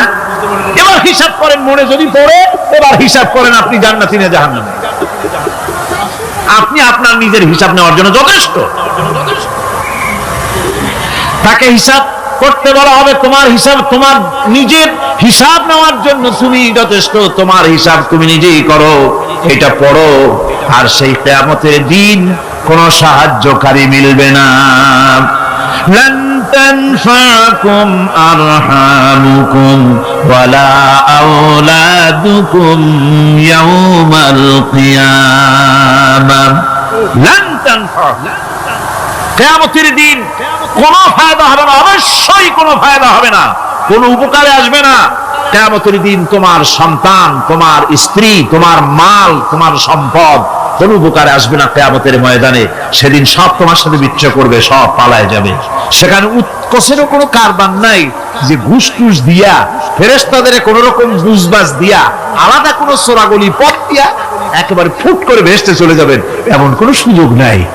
অনেকে বলে, হুজুর এমন কিছু দোয়া শিখায় দেন যাতে ওই সব জেহাদ বোমা এগুলি খুব ভয় পাই, ওসব রাস্তা রাস্তা না, খুব সহজে কিছু দোয়া দুরূদ করিয়া আস্তে করে জান্নাতে চলে যাওয়া যায়, এরকম একটা দোয়া, এরকম একটা পথ বলে দেন। আমি বলি, ভাই এরকমের কোন সূরাগুলি আমার রাসূল আবিষ্কার করতে পারেন নাই। আল্লাহর পয়গম্বরের ওই ধরনের কোন পথ আবিষ্কার করতে পারেন নাই। সেখানে কিয়ামতের দিন কাউকে উৎকোচ গ্রহণ করার কেউ নাই, উৎকোচ দেওয়া যাবে না। আর উৎকোচ দিবি নেবার কি আপনার কাছে কিছু নাইও, থাকলেও নেওয়ার কেউ নাই। এই দুনিয়ায় ফাঁকিবাজি করে বহুত কিছু করা যায়, কিন্তু কিয়ামতের মাঠে এগুলি কিছুই চলবে না। اليوم لا ينفع مال ولا بنون। কিয়ামতের দিন ধন সন্তান সন্ততি আর সম্পদ কোনো কাজে লাগবে না। সেদিন শুধু আমল যদি ভালো হয় কাজে লাগবে, আমল খারাপ হবে সব শেষ হয়ে যাবে। আল্লাহ রাব্বুল আলামিন নবীজিকে ডেকে বলেছেন, নবী আপনি বলেন, কুল মা কুনতু বিদআম মিনার রাসূল, আপনি বলুন আমি কোন নতুন রাসূল নই, আমার আগে অনেক নবী রাসূল পৃথিবীতে এসেছেন, তারা বিদায় হয়ে গেছেন। আমি জানি না কিয়ামতের দিন আল্লাহ রাব্বুল আলামিন আমার সাথে কি ব্যবহার করবেন, আর আমি এও জানি না যে কিয়ামতের দিন আল্লাহ পাক তোমাদের সাথে কি ব্যবহার করবেন। এই আয়াত নাযিল হওয়ার পর আল্লাহর হাবিব তার মেয়েকে ডাকলেন, জামাইকে ডাকলেন, নাতিদেরকে ডাকলেন, আহলে বাইতদেরকে ডাকলেন, আর বললেন, ও আমার মেয়ে কলিজার টুকরা ফাতেমা গো শোনো, কেবলমাত্র আয়াত নাযিল হয়ে গেল, আল্লাহ পাক আমাকে শুনাইছেন কিয়ামতের দিন আমি জানি না আমার সঙ্গে কি ব্যবহার করা হবে, আর এও জানি না যে তোমাদের সাথে কি ব্যবহার করা হবে। ও আমার কলিজার টুকরা মেয়ে ফাতেমা, কিয়ামতের দিন মুহাম্মদ সাল্লাল্লাহু আলাইহি সাল্লামের মেয়ে এই হিসাবে তোমার নাজাতের ফয়সালা হবে না। ও আমার কলিজার টুকরা নাতি হাসান আর হোসেন, কিয়ামতের দিন মুহাম্মদ সাল্লাল্লাহু আলাইহি সাল্লামের নাতি হিসাবে ফয়সালা হবে না। ও আমার জামাই হযরতে আলী, কিয়ামতের দিন আমার জামাই হিসাবে নাজাতের ফয়সালা হবে না। আমল যদি ভালো হয় ফয়সালা ভালো হবে, জান্নাতে চলে যাবে। আমল যদি খারাপ হয় কার নাতি কার জামাই দেখা হবে না। সুবহানাল্লাহ। কঠিন কঠিন কিয়ামতের মাঠ। এই পরকালের বিশ্বাস যদি কলিজার মধ্যে ঢোকে মানুষ ভালো হয়ে যাবে। কোন সুবহানাল্লাহ। আপনাদের দৃষ্টিতে পারবে, কথার জবাব যে দিলেন না। পুলিশে কি মানুষের চরিত্র ভালো বানাইতে পারবে? পুলিশের চরিত্র ভালো বানাবে কেডা? সেটাই তো কথা। মানুষের চরিত্র যাতে ভালো থাকে, মানুষের জন্য খারাপ কাম না করে সেজন্য পুলিশ, পুলিশ যাতে খারাপ কাম না করে সেজন্য আরো একটা ডিপার্টমেন্ট আছে না, তারা যাতে খারাপ কাজ না করে সেজন্য আর একটা আছে। এন্টি করাপশনের আবার এন্টি করাপশন আছে, তার উপর আবার এন্টি করাপশন আছে। এন্টিটার অভাব নাই। সুতরাং পুলিশ দিয়া, বিডিআর দিয়া, আর্মি দিয়া মানুষের, দেশের, জাতির চরিত্র ভালো বানানো যায় না। রাসূলুল্লাহ এ দিয়ে বানান না, এটা ইসলামের নিয়ম নয়। পুলিশ দিয়া, আর্মি দিয়া দেশের মানুষের চরিত্র ভালো বানানো যায় না। চরিত্র ভালো বানানো যায় কেবলমাত্র পরকালের ভয় দিয়া। কি কিসের ভয় দিয়া? ওই যে মক্কার জীবনে ওই সমস্ত মানুষগুলি যারা চুরি করত, ডাকাতি করত, জিনা করত, বদমাশি করত, যারা শয়তানি করত, যারা মানুষকে খুন করত, এই মানুষগুলি এত ভালো হয়ে গেল, যারা চুরি ছেড়ে দিল, ডাকাতি ছেড়ে দিল, জিনা ব্যভিচার ছেড়ে দিল, এত ভালো হয়ে গেল, পৃথিবীর মধ্যে সেরা মানুষ তারা হয়ে গেলেন। জোরে বলেন সুবহানাল্লাহ। নবীর সাহাবীরা পৃথিবীর শ্রেষ্ঠ সন্তান, নবীর সাহাবীরা পৃথিবীর সেরা মানুষ, তাদের চাইতে সেরা মানুষ নবীদের পরে আর কেউ হতে পারে না। জোরে কোন সুবহানাল্লাহ। নবীর পরে পৃথিবীতে শ্রেষ্ঠ মানুষ কারা? সাহাবায়ে কেরাম রিদওয়ানুল্লাহি তাআলা আলাইহিম আজমাইন। ওনারা তো কুফরের মধ্যে ছিলেন, শিরকের মধ্যে ছিলেন, চুরি, ডাকাতি, জিনা, ব্যভিচার এমন কোন পাপ নাই যা করা হয়নি। তারপরে যখন আল্লাহর নবীর কাছ থেকে তাওহীদ, রিসালাত ও আখিরাতের দাওয়াত পেলেন, কি সোনার মানুষ এক একজন হয়ে গেলেন। সুবহানাল্লাহ। যারা ছিলেন নারীর সতীত্বের জম, তারা হয়ে গেলেন নারীর সতীত্বের পাহারাদার। যারা মানুষের মাল চুরি করত, ডাকাতি করত, তারা রাতভর মানুষের মালের পাহারা দিল, মানুষের রক্তের পাহারা দিল। সুবহানাল্লাহ বিহামদি। রক্ত ও সম্পদের পাহারা দিল। রাসূল বললেন, খায়রুল কুরুনে কারনি, সর্বশ্রেষ্ঠ যুগ তো আমার যুগ। বন্ধুগণ, এরপরে একটা জীবন আসবে, ওই কিয়ামতের ময়দানে এই পরকালের বিশ্বাসটা গুরুত্বপূর্ণ ব্যাপার। আমাদের সব কিছুর হিসাব দেওয়া লাগবে। আল্লাহ পাক বলেন ইন্নাস সামআ ওয়াল বাসারা ওয়াল ফুআদা কুল্লু উলাইকা আনহু মাসউলা। নিঃসন্দেহে মানুষের শ্রবণ শক্তি, দর্শন শক্তি এবং তার অন্তঃকরণের কল্পনা সম্পর্কে আল্লাহ রাব্বুল আলামিনের কাছে জিজ্ঞাসিত হতে হবে। কান দিয়া কি করেছিল, চোখ দিয়া কি করেছিল, মুখ দিয়া কি করেছিলে, হাত দিয়ে কি করেছিলে, সবকিছুর জবাব আল্লাহ রাব্বুল আলামিনের কাছে দিতে হবে। সবটার জবাব দিতে হবে, কোনো কিছু বাদ যাবে না। এমনকি মনের ভিতরে যে কল্পনা আমরা করি, এই কল্পনার হিসাবও আল্লাহর দরবারে দিতে হবে। কোরআনে কারীম বলছেন ওয়া ইন তুবদু মা ফি আনফুসিকুম আও তুখফুহু ইউহাসিবকুম বিহিল্লাহ। মনের ভিতরে তুমি যেটা কল্পনা করো সেটা প্রকাশ করো অথবা তুমি গোপন রাখো, যাই তুমি করো না কেন আল্লাহ রাব্বুল আলামিন এর হিসাবও তোমার কাছে নেবেন। ফায়াগফিরু লিমান ইয়াশা ওয়া ইউআযযিবু মান ইয়াশা ওয়াল্লাহু আলা কুল্লি শাইইন কাদির। মহান আল্লাহ পাক বলেন, করার পর তোমার মনের ভিতরে কি কল্পনা করেছিলে ওইটার হিসাব আমি নেব। হিসাব নেওয়ার পর যারে খুশি ক্ষমা করে দেব, যাকে খুশি শাস্তি প্রদান করব। সবকিছুর উপরে আল্লাহ রাব্বুল আলামিন শক্তিমান, সব তিনি করতে পারেন, সমস্ত কুদরত রয়েছে তার। সুতরাং মানুষদেরকে, আল্লাহর বান্দাদেরকে বিশ্বাস করতে হবে যে আমার কোনো কথা বাদ যাবে না, কথাগুলি রেকর্ড হচ্ছে, কথা রেকর্ড হচ্ছে। আমি যে ওয়াজ করতেছি এই কথাগুলি রেকর্ড হচ্ছে নাকি হচ্ছে না? অনেক টেপ রেকর্ডার রেকর্ড হচ্ছে, অডিও ভিডিও হচ্ছে।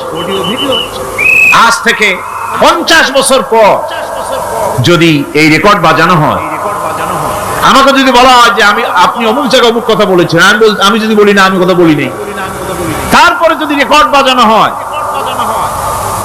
তাহলে আমি কথা যে বলি নাই যদি বলি তাহলে এটা ধরা পড়বে না, সেখানে ধরা পড়বে না।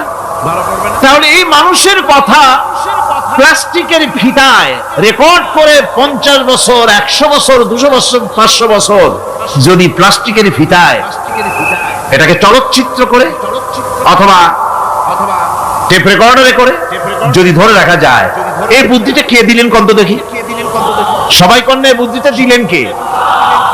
যে আল্লাহ রাব্বুল আলামিন মানুষের মাথায় বুদ্ধি দিলেন, যার দ্বারা সে মানুষের কথাবার্তা অ্যাক্টিভিটি সব ধরে রাখতে পারে। সে আল্লাহ রাব্বুল আলামিন বুঝি আপনার আমার কথা এবং আপনার আমার অ্যাক্টিভিটিসকে তিনি বুঝি ধরে রাখতে পারবেন না কিয়ামত পর্যন্ত? পারবেন কি না? সেজন্য রাব্বুল আলামিন বলেন মা ইয়ালফিযু মিন কাওলিন ইল্লা লাদাইহি রাকীবুন আতীদ। সমস্ত কথা রেকর্ড হচ্ছে, সুবহানাল্লাহ কোন জোরে। সমস্ত কথা রেকর্ড হচ্ছে, একটা কথা বাদ যাবে না। মুখ আছে বলি কথা বলবেন তা না, হিসাব করে কথা বলতে হবে। গীবত গাওয়া যাবে না, মিথ্যা কথা বলা যাবে না, মিথ্যা ওয়াদা করা যাবে না। মিথ্যা ওয়াদার তো মৌসুম এসে গেছে, কি কোন বোঝেন কথা? হ্যাঁ, মিথ্যা ওয়াদা মৌসুম এসে গেছে। এখন মৌসুমে বাহার, মিথ্যা বলার। কত সুন্দর সুন্দর ওয়াদা, সোনা দিয়া রাস্তা বানায় দেবো। অভুক্ত মানুষদের বলা হয় না খেয়ে মরবেন না, কিন্তু কি খেয়ে মরবে তাও কই। আমরা যদি যাইতে পারি তাহলে মটকির মতো রসগোল্লা বানাই, গরুর গাড়ির চাকার মতো জিলাপি বানাই, খাইতে গিয়ে হা করে চিত হয়ে থাকবে। কত রঙিন রঙিন কথা, মিথ্যা ওয়াদার সময় এসেছে। ভাইরা আমার, পরকাল যদি বিশ্বাস করে সেই ব্যক্তি কিছুতেই মুখ আছে বলেই যা খুশি বলবে না, পরনিন্দা করবে না, পরচর্চা করবে না, হাত আছে বলেই যা তা লিখবে না। ঘটনা হইল একটা, লিখলো আর একটা। কলম একটা আছে বলেই যা খুশি তা লেখা যায় না, মুখ আছে বলেই যা খুশি তা বলা যায় না, চোখ আছে বলেই যা খুশি তা দেখা যায় না। গরু খাওয়া জায়েজ করা হয়েছে বলে গরুর লেজ থেকে মাথা পর্যন্ত পাইকারি দরে সব খাওয়া যায় না। গরু খাওয়া হারাম না হালাল? হালাল। পাইকারি দরে লেজ থেকে মাথা পর্যন্ত সব খাওয়া হালাল না। ওর মধ্যে আল্লাহ কিছু হারাম রেখে দিছে, সেগুলোকে বাইসে খাইতে হবে। আল্লাহ দেখতে চান পাইকারি দরে জমের খাওয়া খাও না আমার হারাম গুলি বাদ দিয়ে খাও, নিষেধ করা গুলি বাদ দিয়ে খাও। মুখ আছে বলেই যা খুশি তা বলা যাবে না, কান আছে বলেই যা খুশি তা শোনা যাবে না, চোখ আছে বলেই যা খুশি তা দেখা যাবে না, হাত পা আছে বলেই যা খুশি তা করা যাবে না। সবটার পেছনে আল্লাহ রাব্বুল আলামিনকে ভয় করা লাগবে। মহান আল্লাহ রাব্বুল আলামিন বলে, বান্দারে তোমার সমস্ত কার্যাবলী এমনকি তোমার চাহনিটা পর্যন্ত কার দিকে কি নিয়তে তাকায়ছো কেউ জানে না, আমি আল্লাহ রাব্বুল আলামিন জানি। ওয়ায়ালামু খায়নাতাল আয়ুনি ওয়া মা তুখফিস সুদূর। তোমার অন্তঃকরণ কি জিনিস গোপন করে আর তোমার চক্ষু কি লুকোচুরি খেলে আমি টের পাই। সুবহানাল্লাহ বিহামদি। চশমার ফাঁক দিয়া কি দেখো, কারে দেখো, কি নজরে দেখো, সানগ্লাস পরিয়া কেউ ঠিক পায় না, আমি ঠিক পাই। সুবহানাল্লাহ, জোরে কোন সুবহানাল্লাহ। সুতরাং চোখের নজরের হিসাব হবে, হাতের কাজের হিসাব হবে, পায়ের চলার হিসাব হবে, আপনার বলার হিসাব হবে, মুখে যা বলেছেন যা করেছেন হাত পাও দিয়ে যা করেছেন সবকিছুর হিসাব হবে কিয়ামতের দিন। আল্লাহর দরবারে সবকিছু উপস্থিত হবে, কোন জিনিস বাদ পড়বে না।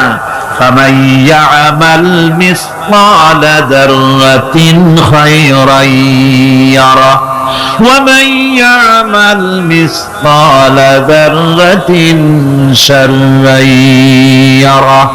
ছোট্ট একটা ভালো কাজ যদি করো তাও হাজির করা হবে সামান্যতম ভালো কাজও তোমার বাদ পড়বে না, আর ক্ষুদ্রতম কোন খারাপ কাজ করলে তাও উপস্থিত করা হবে সব তোমার সামনে, কোনো জিনিস বাদ পড়বে না, সব দেখতে পাবে কিয়ামতের দিন। ভালো কাজটাও আর খারাপ কাজটাও আল্লাহর কাছে সেদিন আল্লাহ পাক মানুষের সামনে উপস্থিত করে দিবেন। আল্লাহ পাক বলছেন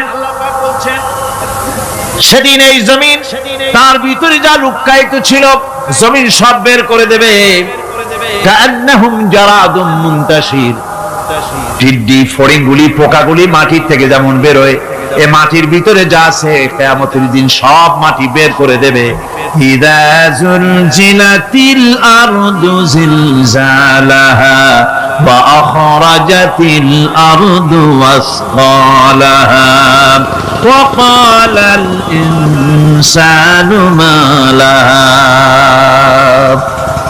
এ জমিনকে ঝাঁকি মারা হবে প্রবল এক ঝাঁকুনি, প্রবল এক ঝাঁকুনিতে এই পৃথিবীর মধ্যে যা কিছু আছে সব বেরিয়ে যাবে। সুবহানাল্লাহ কইতে ইচ্ছা করে না মিয়ারা? এক ঝাঁকুনিতে পৃথিবী সব বের করে দেবে। মানুষ হয়রান হয়ে বলবে কি হয়েছে, এ মাটির হলোটা কি? আমার বন্ধুগণ, মানুষ হয়রান হয়ে গিয়ে বলবে মাটির কি হলো? আল্লাহ রাব্বুল আলামিন বলেন ইয়াউমাইযিন তুহাদ্দিসু আখবারাহা বিআন্না রাব্বাকা আওহালাহা। জমিনের উপরে যা ঘটেছে জমিন তা সব বের করে দেবে, সব প্রকাশ করে দেবে। আর এটা এই জন্য হবে যেহেতু তার রবের হুকুম হয়েছে, তার রব হুকুম করেছে বের করে দে। জমিনের ভিতরে আছে যা সব বেরিয়ে যাবে, আকাশ ভেঙে পড়বে, পাহাড় উড়ে যাবে, জমিনের ভিতরে যা আছে সব উপরে চলে আসবে, পৃথিবীতে সব শেষ, কিচ্ছু নাই, আকাশ নাই, পাহাড় নাই, সমুদ্র নাই, সব একাকার, চন্দ্র নাই, সূর্য নাই, তারকা নাই, গ্যালাক্সি নাই, মহাশূন্য নাই, সব শেষ। আল্লাহ রাব্বুল আলামিন সমস্ত ফেরেশতাদেরকে শেষ করে দিবেন, সকলের মওত হয়ে যাবে, কেউ আর থাকবে না, এমনকি হযরতে আজরাইল মালাকুল মউত তিনিও থাকবেন না, সব আল্লাহ রাব্বুল আলামিন মৃত্যু করে দিবেন।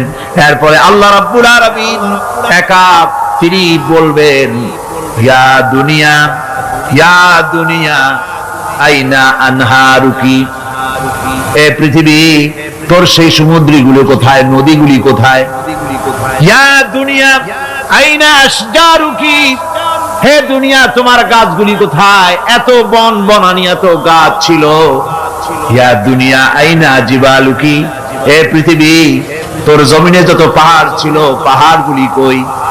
যত স্বৈরাচার ছিল জমিনের উপরে, যারা স্বৈরাচারী মনোবৃত্তি নিয়ে মানুষ ধ্বংস করেছে, দেশ ধ্বংস করেছে, মায়ের বুক খালি করেছে, ওই স্বৈরাচার গুলি কই? কোন জবাব নাই। আল্লাহ পাক এর পরে বলবেন লিমানিল মুলকুল ইয়াউম, কার রাজত্ব? আজকে রাজত্বটা কার? আল্লাহ তিনবার আওয়াজ দিবেন, আজকে রাজত্ব কার? আল্লাহ পাক যখন তিনবার করে ডাক দিবেন, কোন জবাব নাই, কোন জবাব নাই। কে জবাব দেবে? আল্লাহ রাব্বুল আলামিনের সামনে কার ক্ষমতা আছে কথা বলার? কেউ তো নাই, সব শেষ। আল্লাহ পাক বলবেন লিল্লাহিল ওয়াহিদুল কাহ্হার, একমাত্র পরাক্রমশালী আল্লাহ রাব্বুল আলামিনের রাজত্ব আছে। সেই হাসরের মাঠে আমাদের সকলকে উপস্থিত হয়ে যেতে হবে। কেউ আমরা এখান থেকে বাঁচতে পারবো না, সবাইকে উঠতে হবে। অপরাধীরা সেখানে অসহায় হয়ে যাবে, অপরাধীরা অসহায় হয়ে যাবে।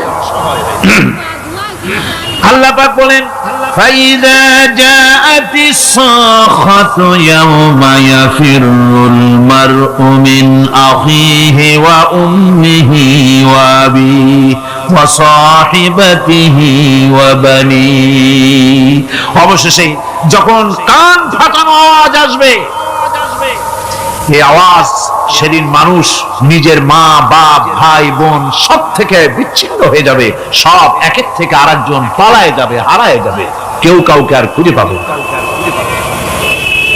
সেদিন ওই কিয়ামতের মাঠে বিভীষিকাময় দৃশ্য, মানুষ হয়রান হয়ে যাবে।